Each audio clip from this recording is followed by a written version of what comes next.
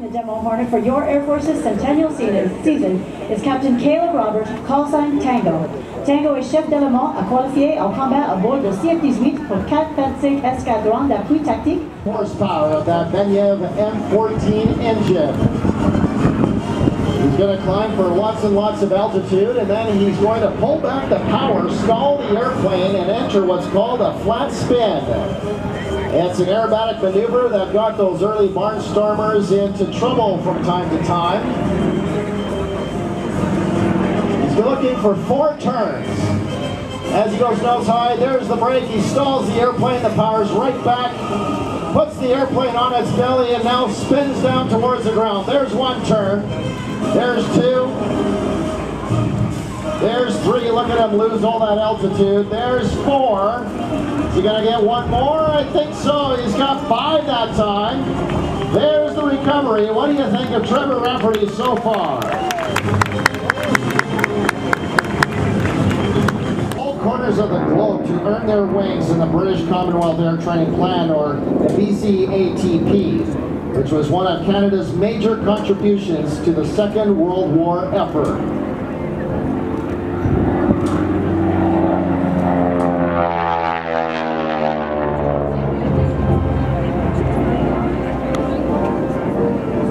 Harvard often nicknamed the Pilot Maker. It was also known as the Yellow Peril because of the skill it takes to master the aircraft. In the United States, it was known as the T6 or AT-6 Texan, with the AT standing for Advanced Trainer.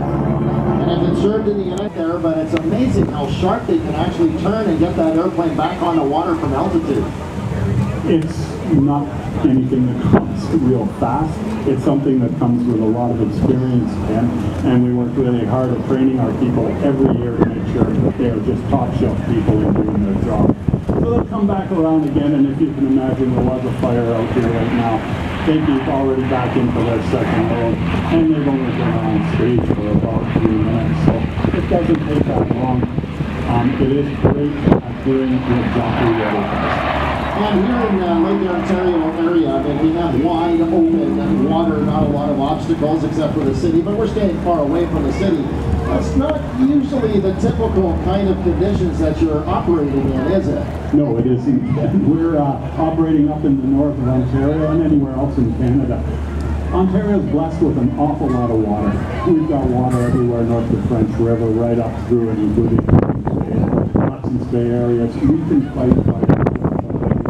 Usually we can get water within about a 5-minute pull, and a lot of times we can have water this close. We've had a lot of success doing it. We're operating 9 of these aircraft, and along with the 5 water-bombing Twin Otters that we have, we look to hope to protect Ontario from wildland fire risk for a long time to come. Absolutely.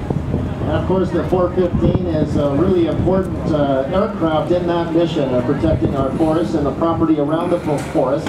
Now, as they come around to set up for their next water drop, are they actually dropping the water directly onto the fire, or what's the target, what's the plan with that? The plan is always to fight the fire to slow it down.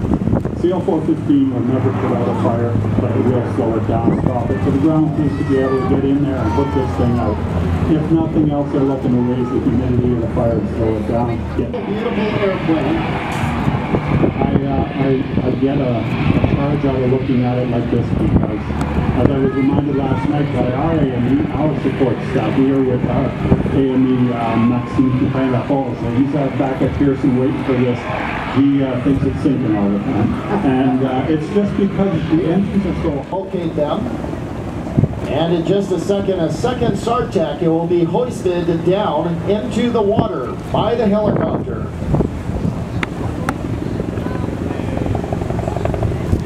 Responsible for an area of more than 10 million square kilometers.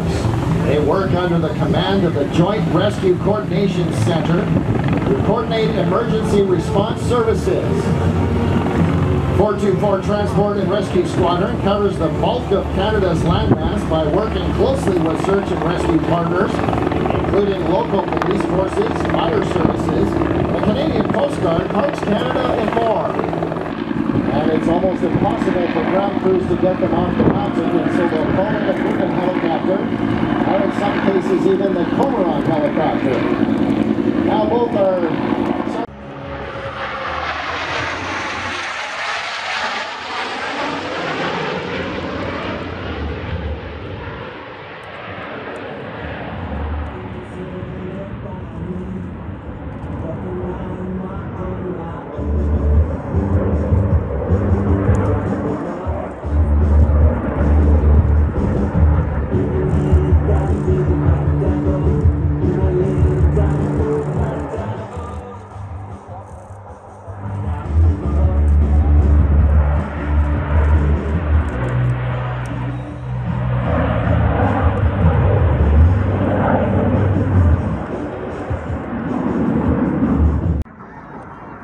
the top right, here comes Wright.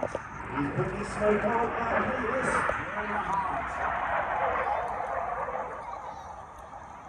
Red Arrows would like to dedicate today's heart to the 75th anniversary of the Canadian International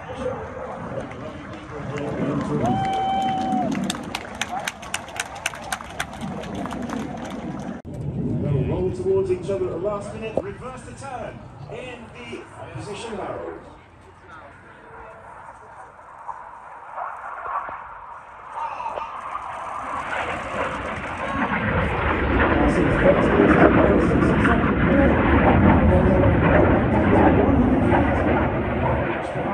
Reds 1 to 5 and 8 and 9 have joined back up.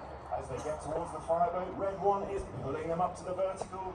He will twist the formation to the right, roll them over the top, ready for the colourful and spectacular vertical break. Position passes. Both aircraft aiming for the fireboat, they'll pass 30 metres apart. They'll do one aileron roll each before pulling to the vertical.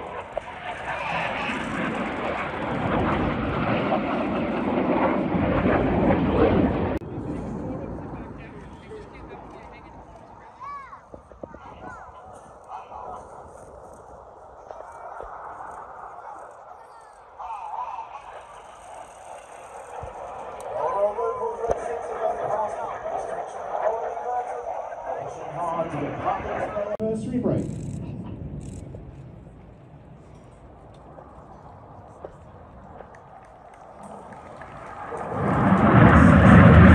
Ladies and gentlemen, this is the Centennial Pass.